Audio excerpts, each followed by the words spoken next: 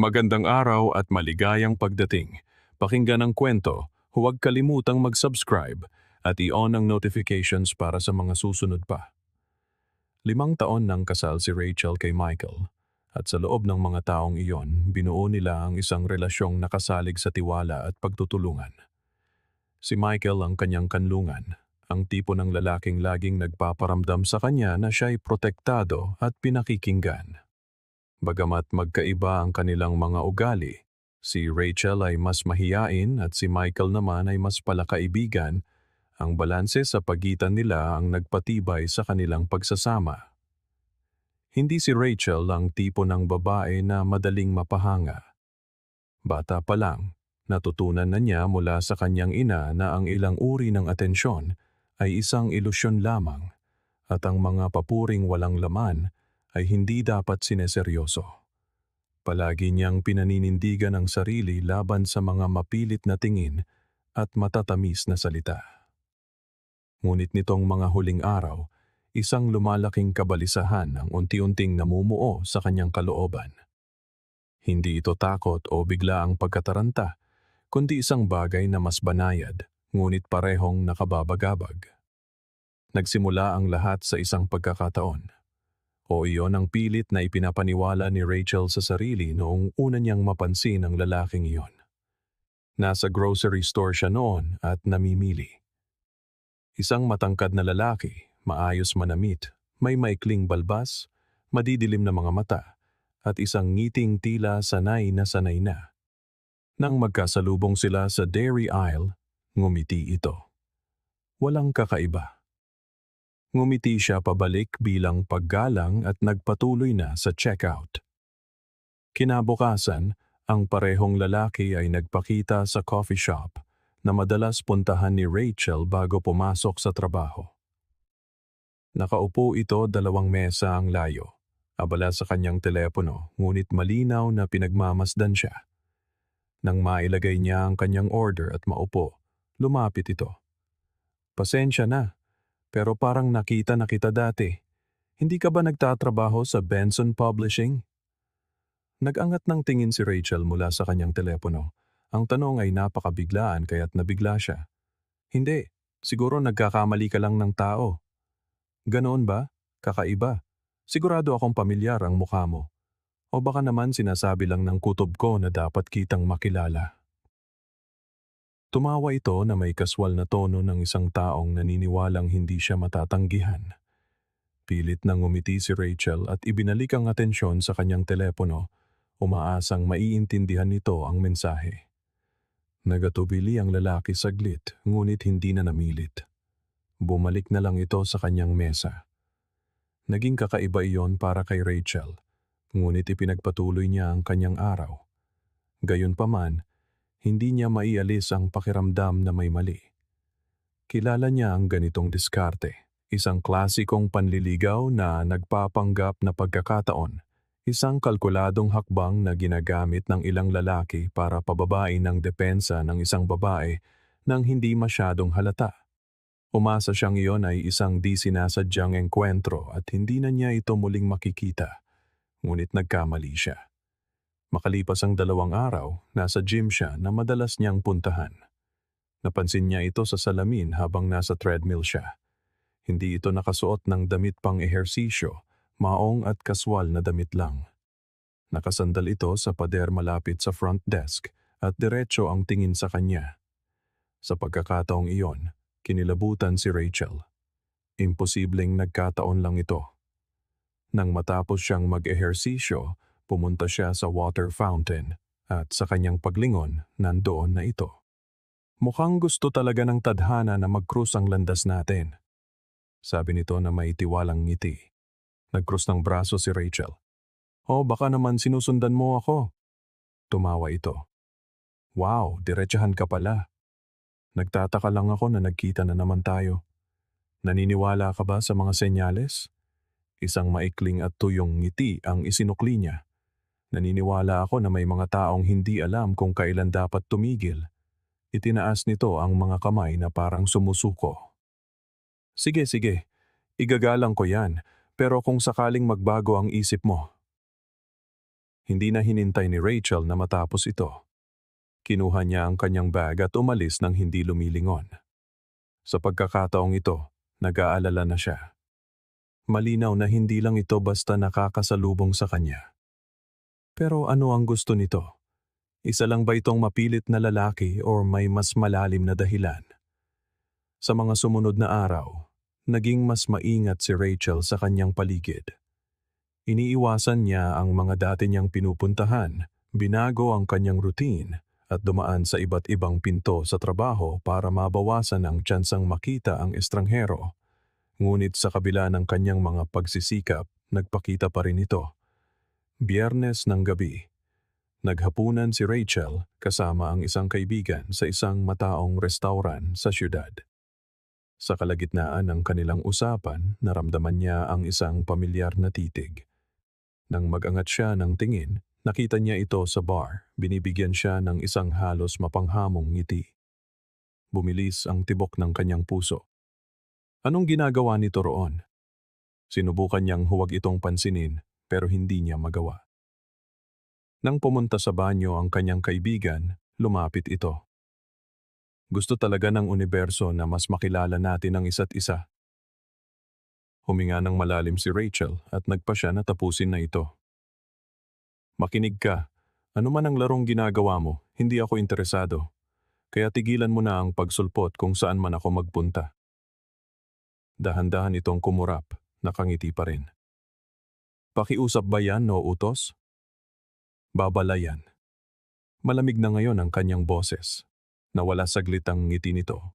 Pagkatapos ay itinaas muli ang mga kamay na tila natutuwa. Sige, walang samaan ng loob. Umalis ito, bumalik sa bar, at sa loob ng ilang minuto, nawala na. Nakahinga ng maluwag si Rachel, ngunit nakaramdam din ng matinding kaba. Kung sumuko na nga ito, magaling. Pero may nagsasabi sa kanyang kalooban na hindi pa ito tapos. Nang umagang iyon, bumaba si Michael para kunin ang dyaryo at may natagpuan siyang hindi inaasahan sa kanilang mailbox. Sa gitna ng mga bayarin at anunsyo, may isang puting sobre na walang return address. Pangalan lang niya ang nakasulat gamit ang kamay. Pilit ang pagkakasulat na para bang may nagtatago ng kanilang karaniwang estilo. Kumunot ang noo niya at pinunit ito. Agad siyang nagulat. Nasa loob nito ang ilang litrato ni Rachel. Nasa iba't ibang lugar siya.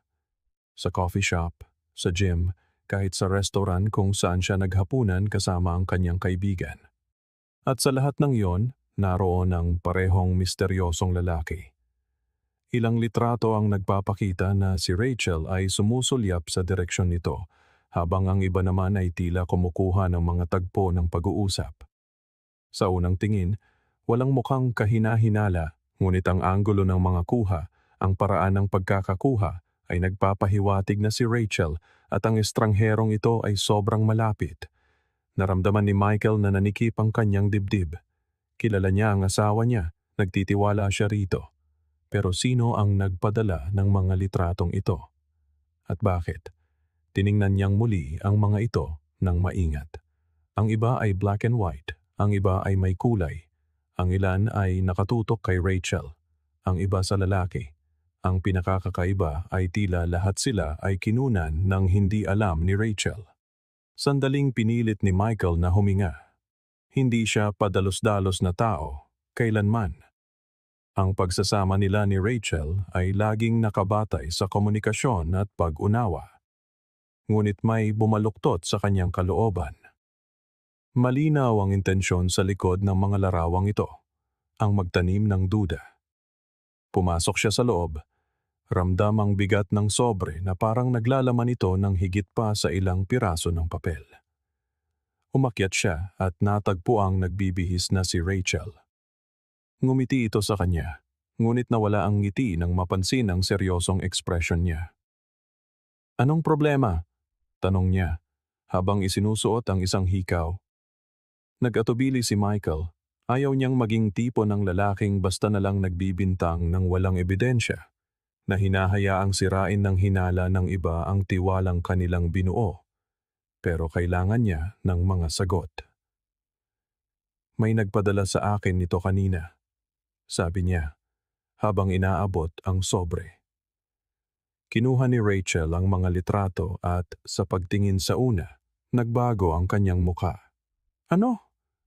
Isa-isa niyang tiningnan ang mga ito, lalong nalilito. Kalokohan ba ito? Nag-cruise ng braso si Michael, pinapanood ang reaksyon niya. Kinuna ng mga litratong ito nang hindi mo alam? Nag-angat ng tingin si Rachel, galit na galit. Siyempre! Bulalas niya habang pinag-aaralan ulit ang mga ito. Ang lalaking yan, nilapitan niya ako ng ilang beses. Napakamapilit niya. Sasabihin ko na sana sa'yo tungkol sa kanya. Nanatiling tahimik si Michael, sinusubukang ayusin ang kanyang mga iniisip. Sabi mo nilapitan kanya ng ilang beses eksakto. Huminga si Rachel, hinahaplos ang kanyang sentido. Mga 3 beses. Una sa grocery, tapos sa coffee shop at sa gym. Pero sumulpot din siya sa restaurant kung saan kami naghapunan ni Amanda. Doon ko na nilinaw na kailangan niya akong tigilan. Pinagmasdan ni Michael ang asawa. Matalino si Rachel, malakas at higit sa lahat, tapat. Kilala niya ang mga ekspresyon nito. Alam niya kung kailan ito nagsisinungaling at sa sandaling iyon, tanging tunay na gulat at galit ang nakita niya. Walang saysay ito, sabi niya, habang kinukuha pabalik ang mga litrato. Bakit may kukuha ng mga litratong ito at ipapadala sa akin? Ano ang sinusubukan nilang patunayan? Nagkrus ng braso si Rachel, habang ang isip niya ay naglalakbay. Gusto nilang pagdudahan mo ako. Ang mga salitang iyon ay nanatili sa hangin. Napahawak si Michael sa kanyang muka, ramdam ang tensyon. Ayaw niyang maniwala na may sumasabotahe sa kanilang pagsasama, ngunit lahat ay tumuturo doon. Ang tanong, sino ang gagawa ng ganoong bagay? Naupo si Rachel sa gilid ng kama, hawak ang isang litrato. Yung lalaking yon, hindi lang siya mukhang interesado sa akin. Ngayong iniisip ko, parang naghihintay siya na bigyan ko siya ng pagkakataon, na para bang gusto niya akong mahuli sa isang compromising sitwasyon. Kinilabutan si Michael. Sa tingin mo binayaran siya para gawin to? Nagangat ng tingin si Rachel. Ang katahimikan sa pagitan nila ay nagsalita ng lahat. Sa puntong iyon, ang paunang kaba ay naging mas malalim. Hindi lang ito isang mapilit na lalaking nanliligaw sa kanyang asawa. Hindi ito isang ordinaryong pagkakataon. Isa itong plano, at may nag-orkestra nito na may malinaw na motibo. Hindi maalis sa isip ni Michael ang lahat. May sumusubok na sirain ang kanilang pagsasama at kailangan niyang malaman kung sino. Alam niyang hindi niya ito maaaring balewalain. Malinaw ang kahulugan sa likod ng mga litratong iyon. Magtanim ng duda, sirain ang tiwala niya kay Rachel at marahil ay itulak ang kanilang relasyon sa bingit ng pagkasira. Ngunit bakit? Sino ang makikinabang dito? Ang misteryosong lalaki ang kanilang tanging susi. Kung talagang binayaran siya para lapitan si Rachel, nasa kanya ang sagot sa lahat ng tanong. Nagpasya si Michael na kailangan niya itong hanapin at hindi niya ito gagawing mag-isa. Nang gabing iyon, tinawagan niya ang 2 matalik na kaibigan, sina Tyler at Josh. Sabay silang lumaki at pinagkakatiwalaan sila ni Michael sa ganito kaseryosong bagay. Hindi ito tungkol sa paghihiganti, kundi tungkol sa kalinawan. Kailangan niyang malaman kung ano talaga ang nangyayari bago mahuli ang lahat.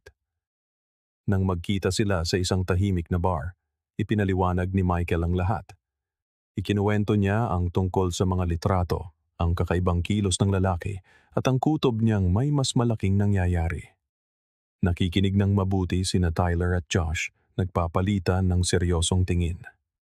Hindi lang ito basta lalaking masyadong mapilit, sabi ni Josh habang tinatapik ang mesa.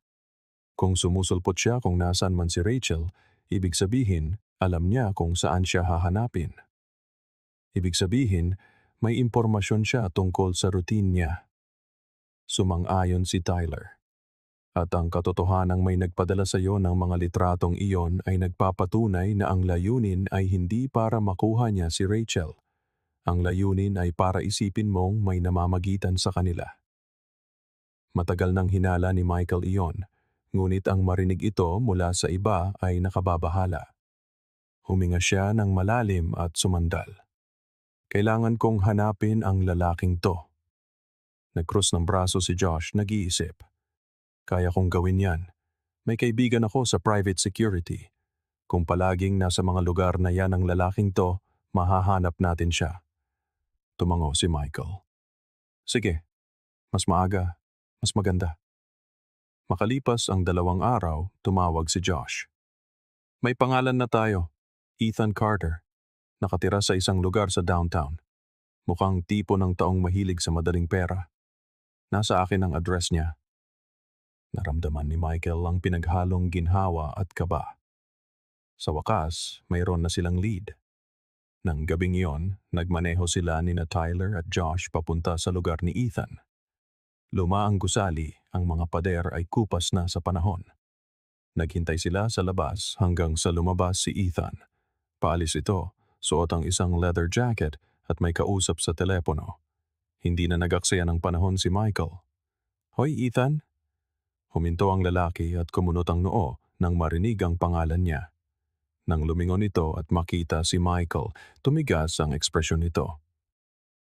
Sino ka ba? Lumapit si Michael. Kilala mo kung sino ako. Iglinilibot ni Ethan ang tingin na para bang tinitimbang ang tsansang makatakas, ngunit hinarangan siya ni Tyler at Josh. Napabuntong hininga ito na pagtantong na corner na siya. Teka lang pare, ano man ang gusto mo, hindi ako nandito para sa gulo.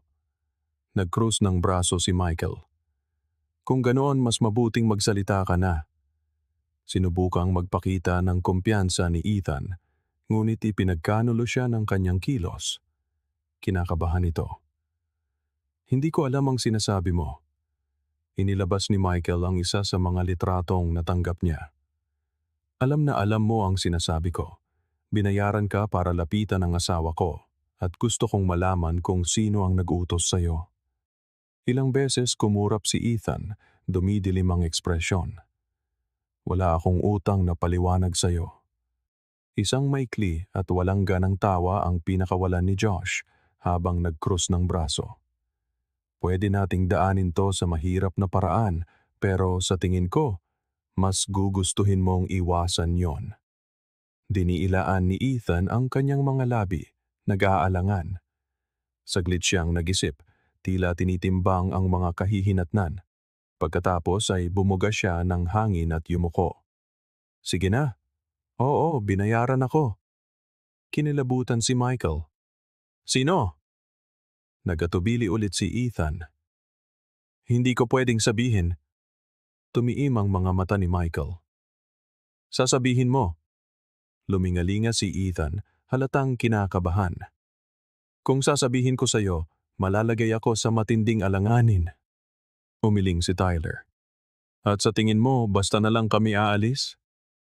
Napabuntong hininga si Ethan, hinaplos ang muka, halatang pinagsisisihan ang kanyang mga desisyon. Pagkatapos ay tumingin siya ng diretso kay Michael. Isang babae, Lauren ang pangalan niya. Pakiramdam ni Michael ay naubusan siya ng hininga. Lauren? Bulong niya. Hirap na iproseso ang narinig. Sinong Lauren? Lumunok si Ethan. Lauren Bennett. Pakiramdam ni Michael ay gumuho ang lupang kinatatayuan niya.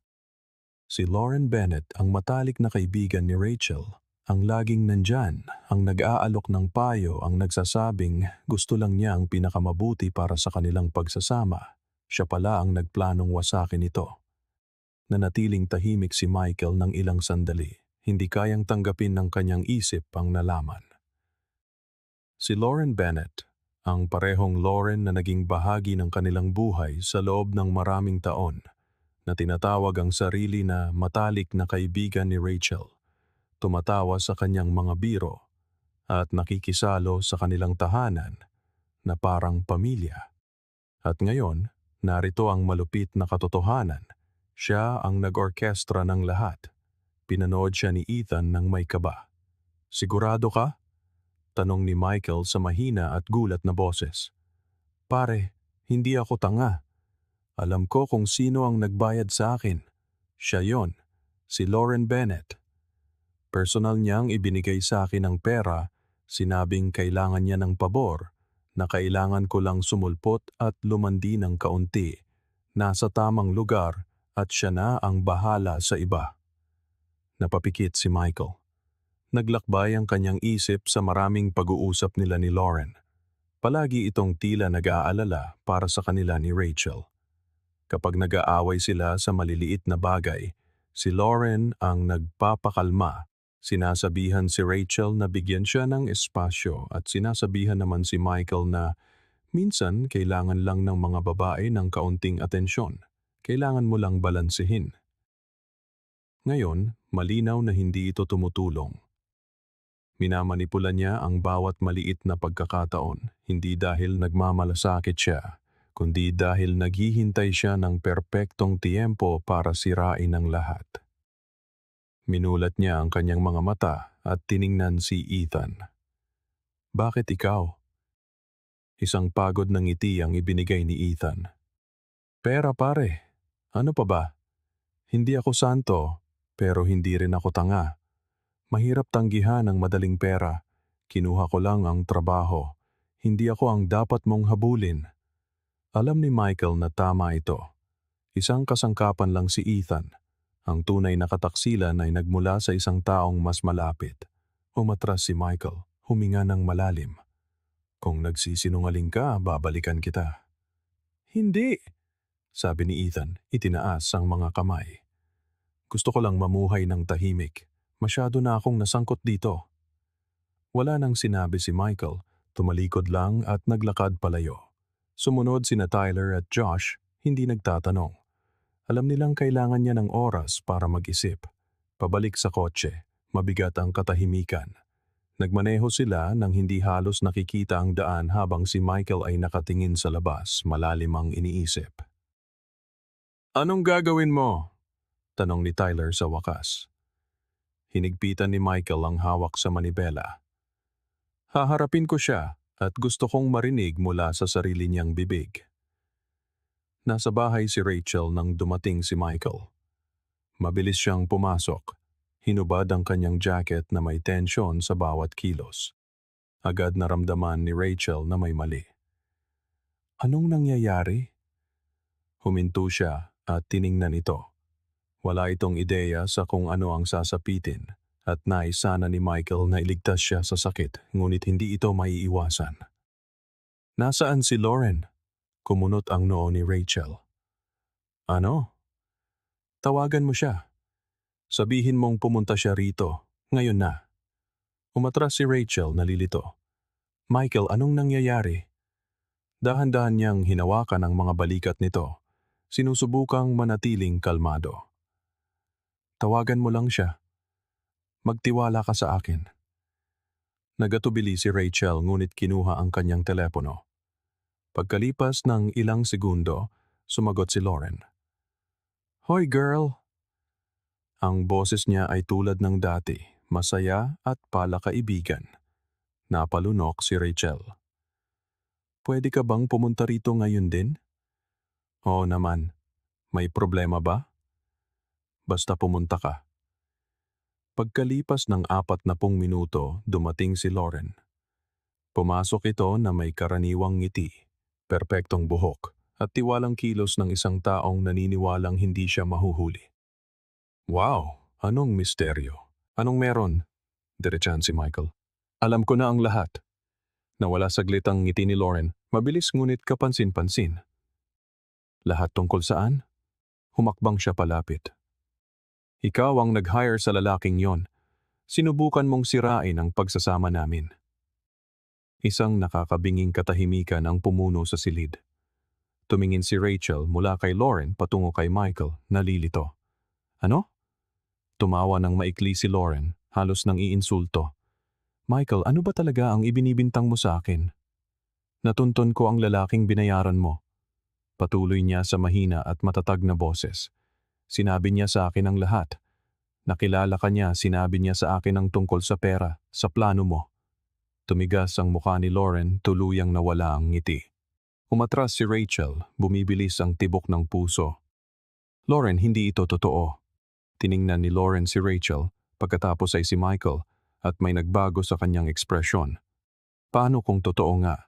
Sinabi niya ito ng mahinahon, walang pagsisisi, isang malamig at brutal na katotohanan. Parang nasikmura si Rachel. Bakit? Itinagilid ni Lauren ang kanyang ulo na parabang halata ang sagot. Dahil hindi ko kailanman matanggap.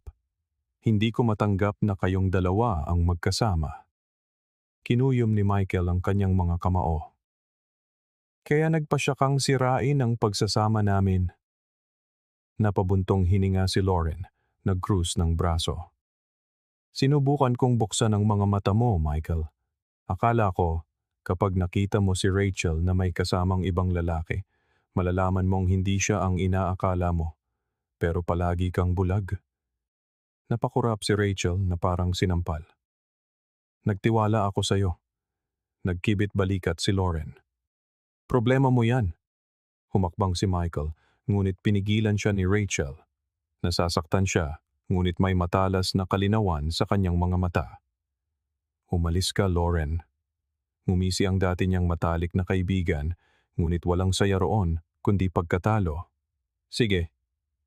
Kinuha niya ang kanyang bag at umalis. Malakas na isinara ang pinto sa likuran niya. Sa sandaling iyon, napagtanto ni Rachel na hindi niya talaga kailanman nakilala si Lauren. Ang katahimikang naiwan sa bahay pagkaalis ni Lauren ay parang pabigat na dumadagan sa dibdib. Nakatayo si Rachel sa gitna ng sala, bagsak ang mga braso sa kanyang tagiliran. Ang mga mata niya ay nakapako sa saradong pinto.